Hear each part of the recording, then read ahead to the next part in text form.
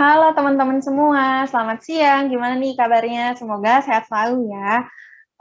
Kakak di sini mau memperkenalkan diri. Nama kakak Dinda Primalis Hidayati. Teman-teman di sini boleh panggil kakak Kak Dinda ya, atau apa juga boleh deh. Sekarang ini kakak lagi kuliah di Universitas Indonesia, Fakultas Ekonomi dan Bisnis Angkatan 2021. Nah, di sini kakak akan menjadi pengajar kalian di mata pelajaran Bahasa Indonesia. Nah, sebelum kita mulai pelajarannya, kita cari motivasi dulu yuk biar lebih semangat belajarnya. Nah, kakak itu kemarin habis nonton Habibie dan kakak suka banget sih sama quotes-nya. Jadi, tidak ada gunanya ber-IQ tinggi bila Anda pemalas dan tidak disiplin. Maka jadilah mata air yang jernih yang memberi kehidupan pada sekitarmu. Jadi kita harus selalu berusaha untuk jadi yang lebih baik, jadi yang terbaik, supaya kita juga bisa mempengaruhi lingkungan kita untuk menjadi baik pula. Nah, jadi kalian juga harus semangat ya belajarnya, supaya kalian bisa kasih manfaat untuk orang-orang di sekitar kalian. Oke? Nah, sekarang kita lanjut ya. Jadi hari ini kita akan belajar teks eksplanasi. Apa itu teks eksplanasi? Teks eksplanasi adalah teks yang berisi tentang proses mengapa dan bagaimana kejadian-kejadian alam, sosial, ilmu pengetahuan, budaya, dan lainnya dapat terjadi. Suatu kejadian, baik itu kejadian alam maupun kejadian sosial yang terjadi di sekitar kita, selalu memiliki hubungan sebab akibat dan proses. Nih contohnya itu ada di sini ya. Sebentar. Nih, contohnya itu ada di sini nih. Lihat, ini tuh salah satu contoh dari teks eksplanasi. Jadi dia tuh menjelaskan tentang kenapa musim hujan itu bisa tiba, terus habis itu kayak kita harus waspada banjir. Jadi ketika musim hujan, akibatnya adalah terjadi banjir. Jadi seperti itu teks eksplanasi itu menjelaskan tentang kenapa suatu kejadian itu dapat terjadi. Nah, terus coba kita scroll ya. Apa sih tujuan dari teks eksplanasi? Tujuan dari teks eksplanasi adalah untuk menjelaskan fenomena yang terjadi dan menjelaskan sebab akibat suatu peristiwa. Nah, teks eksplanasi ini mempunyai ciri-ciri nih, yaitu berdasarkan fakta atau dia tuh faktual, jadi nggak bisa berdasarkan imajinatif adik-adik. Jadi ini tuh harus terjadi gitu, benar-benar terjadi di dunia nyata, bukan di pikiran seseorang gitu. Nah, terus membahas suatu fenomena yang bersifat keilmuan atau berhubungan dengan ilmu pengetahuan. Jadi ini tuh ada ilmunya gitu, bukan ngaco-ngaco gitu. Oke? Terus habis itu sifatnya itu informatif dan tidak berusaha untuk mempengaruhi pembaca untuk percaya terhadap hal yang dibahas. Jadi dia ini informatif dan pendidikan gitu ya. Jadi gak berusaha untuk kayak misalnya kayak mitos gitu, nggak berusaha untuk ngajak ayo percaya, tapi ini tuh bukan mitos, ini fakta. Jadi dia tuh benar-benar informatif. Kalau kita baca, kita dapat informasi baru gitu. Bukan kita harus percaya atau enggak gitu. Nah, terus menggunakan kata penanda urutan seperti pertama, kedua, ketiga, berikutnya, terakhir, dan sebagainya. Jadi misal kayak pertama terjadi hal ini dulu, kemudian terjadi A, terjadi B gitu. Jadi dia benar-benar ada kata-kata penanda urutannya, yang duluan yang mana dulu nih, A dulu, B dulu, atau C dulu gitu. Terus fokus pada hal umum generik bukan partisipan manusia. Jadi teks eksplanasi itu ngaruh berdasarkan hal-hal yang umum gitu, hal umum yang terjadi, bukan partisipan manusia kayak gosip gitu-gitu ya. Jadi ini beneran terjadi dan dia sifatnya umum gitu. Nah, terus ada struktur dari teks eksplanasi, yaitu pernyataan umum, urutan sebab akibat, dan interpretasi. Ini udah ngurut ya teman-teman, jadi dari pernyataan umum, urutan sebab akibat, terus habis itu interpretasi. Terus coba kita jelasin ya, apa sih Kak pernyataan umum itu, urutan sebab akibat itu apa, interpretasi itu apa. Oke, ini Kakak jelasin ya. Jadi pertama dari pernyataan umum dulu ya. Oke nih, Kakak. Jadi pertama dari pernyataan umum. Apa sih pernyataan umum itu? Dia tuh untuk menjelaskan tentang gambaran umum fenomena atau peristiwa alam yang akan dibahas. Poinnya bisa mengangkat tentang proses bagaimana fenomena atau peristiwa alam tersebut bisa terjadi. Terus yang kedua ada urutan sebab akibat. Ini tuh menjelaskan penyebab dan akibat yang timbul dari fenomena tersebut. Kalian bisa melakukan deskripsi dalam beberapa paragraf terkait sebab dan akibatnya. Bagian ini juga disebut dengan deretan penjelas. Kemudian yang ketiga ada interpretasi. Interpretasi itu merupakan penarikan kesimpulan. Kamu bisa memberikan tanggapan atau pernyataan terkait fenomena yang diangkat dalam teks tersebut. Jadi kita bisa ngasih tanggapan nih, oh ternyata gempa bumi itu terjadi karena gini gitu. Terus atau kayak pernyataan kesimpulan gitu, kayak untuk penutupannya gitu. Jadi ini kayak sedikit aja isinya si interpretasi biasanya. Jadi yang paling banyak itu isinya biasanya di urutan sebab akibat karena dia yang menjelaskan kejadiannya gitu. Oke, lalu lanjut kaidah teks eksplanasi. Nah, penulisan teks eksplanasi ini ada kaidahnya ya, teman-teman. Jadi, dia ini menggunakan kalimat pasif. Nah, contoh kalimat pasifnya itu apa, Kak? Contohnya misalnya ikan kembung digoreng ibu siang tadi. Jadi, kalimat pasif itu subjeknya, nih ya, Kakak gambarin ya. Jadi, kalau kalimat pasif itu, nih, subjeknya apa? Ikan kembung. Dia tuh dikenain sesuatu sama si objeknya. Jadi si objeknya ini yang melakukan hal menggoreng si ikan tersebut. Nah, si ikan ini yang dikenain sesuatu yang diberi perlakuan gitu. Ikan kembung digoreng, dia yang diem kan. Jadi orang yang mengapa-ngapain dia gitu. Nah, biasanya kalau kalimat pasif itu gitu. Nah, dapat dipahami kan ya. Lalu kemudian menggunakan konjungsi kausal dan waktu, contohnya sehingga, sebelum, jika, bila, dan kemudian. Jadi seperti yang tadi udah Kakak jelaskan sebelumnya, dia itu menjelaskan sebab akibat kan. Jadi kita harus tahu urutannya yang mana dulu nih. Nah, di sini harus dijelasin sebelum terjadi kejadian A, apa dulu nih sebelumnya. Jadi kita harus ngurut gitu dan harus jelas. Jadi harus menggunakan konjungsi kausal dan waktu. Nah, terus karena dia bersifat keilmuan, pasti dia terdapat istilah-istilah ilmiah di dalamnya. Terus habis itu dia juga bersifat informatif. Lalu dia juga fokus pada hal umum, generik, bukan partisipan manusia. Contohnya seperti tsunami, banjir, gempa bumi, hujan, dan udara. Lalu gimana sih Kak cara menentukan ide pokok itu? Nah, di sini aku akan jelasin ya. Pertama itu dengan membaca keseluruhan isi teks bacaan. Kita harus paham dulu nih, bacaan itu tuh isinya apa, maksud dia tuh apa, mau nulis teks itu. Terus menentukan kalimat utama setiap paragraf. Kalimat utama ini bisa terletak di awal, akhir, dan campuran awal dan akhir. Kalimat utama biasanya diikuti oleh beberapa kalimat penjelas.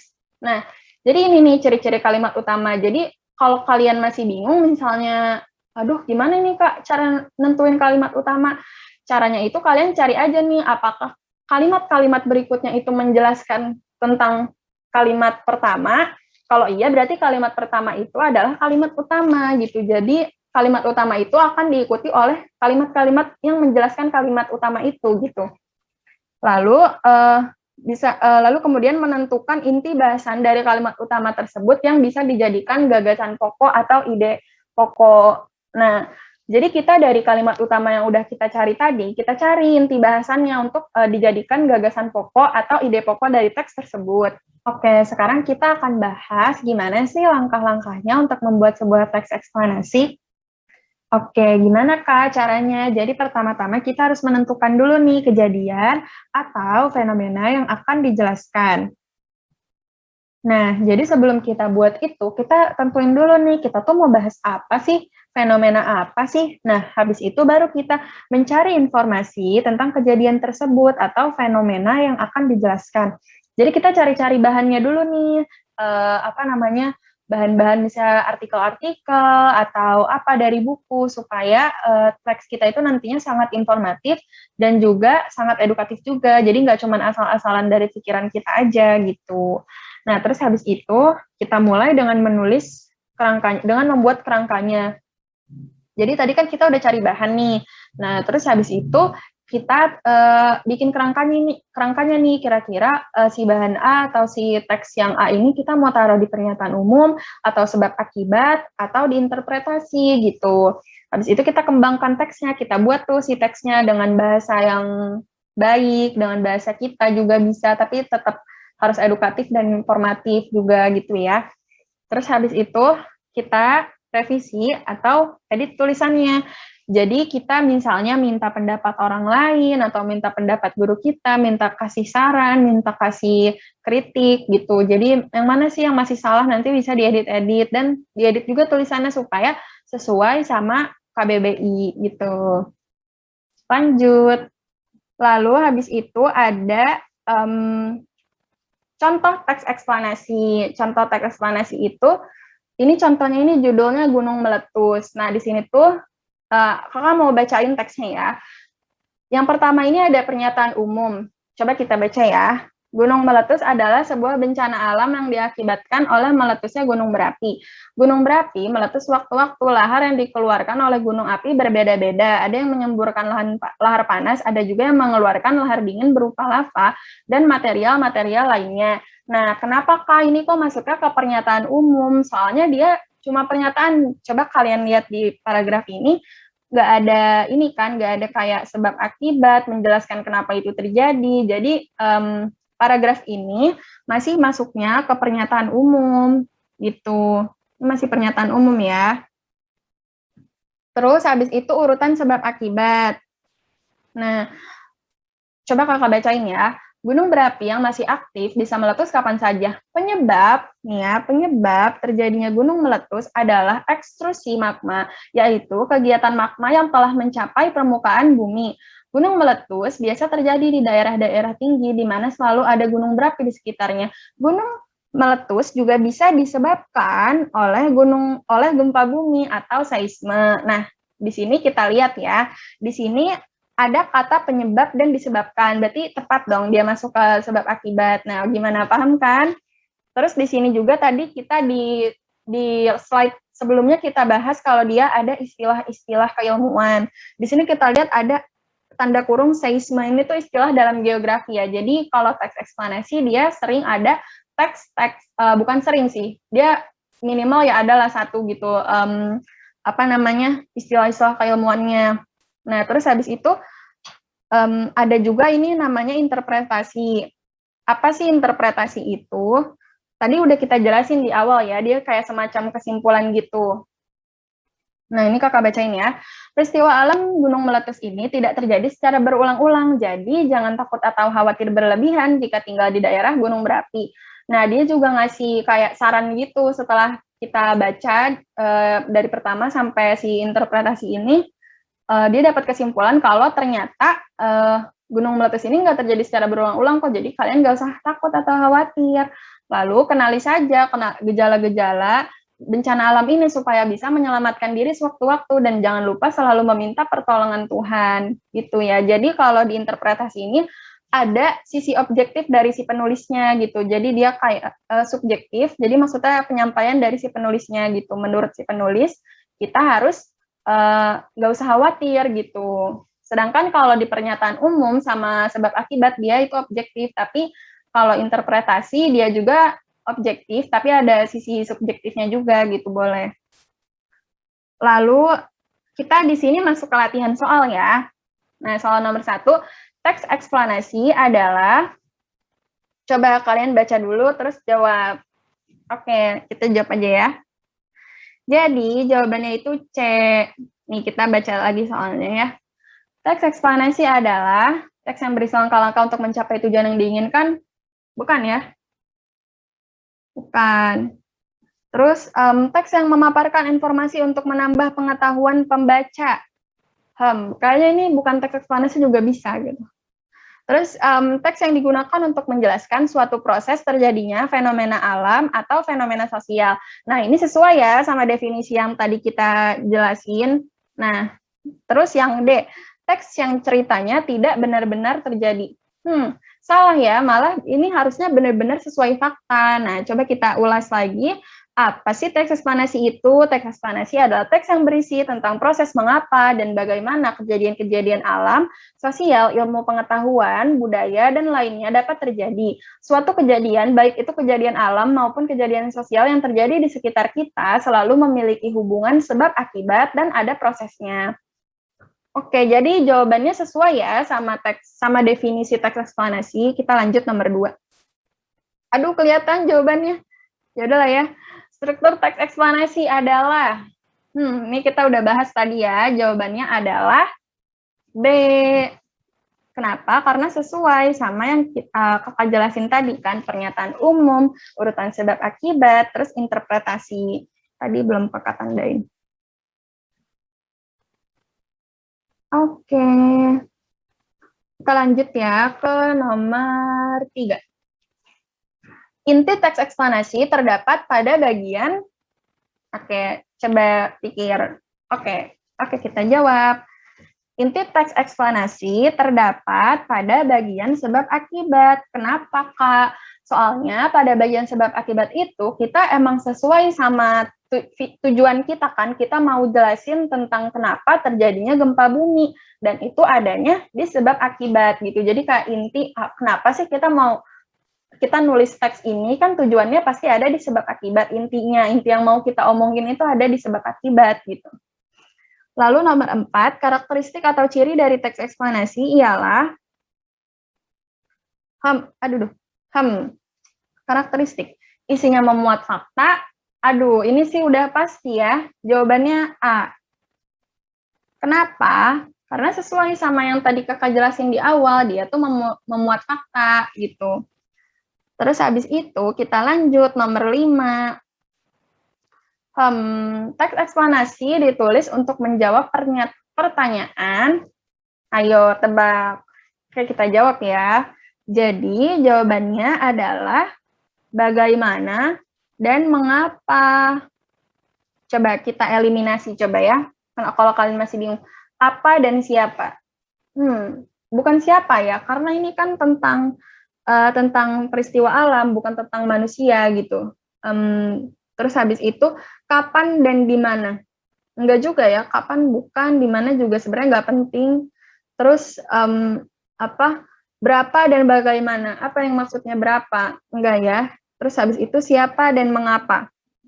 Siapanya salah ya. Oke, terus lanjut kalimat 6, nomor 6. Kalimat yang digunakan untuk membuat teks eksplanasi adalah, coba tebak. Oke, jawabannya C ya. Jawabannya C. Tadi seperti yang kakak jelasin di awal, kalau teks eksplanasi itu menggunakan kalimat pasif ya. Lalu lanjut.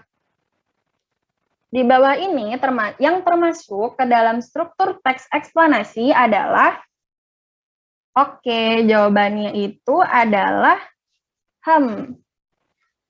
termasuk. Kakak baca dulu ya, abstraksi, tesis, argumentasi, pernyataan umum, kode. Aduh, ini sudah pasti ya. Jawabannya pernyataan umum. Kenapa? Karena sesuai sama yang kakak jelasin tadi. Gimana kan? Udah paham kan strukturnya? Udah hafal ya, harus hafal. Tapi jangan dihafalin, harus ngerti. Dengan kalian ngerti akan hafal dengan sendirinya. Terus di dalam teks eksplanasi secara umum membahas tentang fenomena sebagai berikut kecuali, aduh ini sih udah pasti ya, udah pasti jawabannya si kancil. Kenapa? Karena ini bukan dongeng gitu ya guys.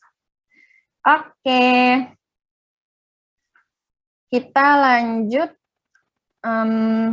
Nomor 9 mungkin ini jadi nomor terakhir ya karena keterbatasan waktu juga. Permainan sepak bola menuntut kemampuan teknik dasar yang baik. Teknik dasar ini merupakan kemampuan dasar yang harus dimiliki pemain agar dapat mengembangkan kemampuan dan keahliannya lebih lanjut. Penguasaan teknik dasar yang baik akan memberikan suguhan permainan sepak bola yang menarik. Simpulan dari paragraf di atas adalah, jadi simpulan itu kayak kalimat mana nih yang ngegambarin si paragraf ini gitu. Kalimat mana nih? Coba kita baca ya. Teknik dasar dalam permainan sepak bola. Di paragraf ini dia emang menyebutkan teknik dasar. Di sini nih, mana teknik dasar. Teknik dasar.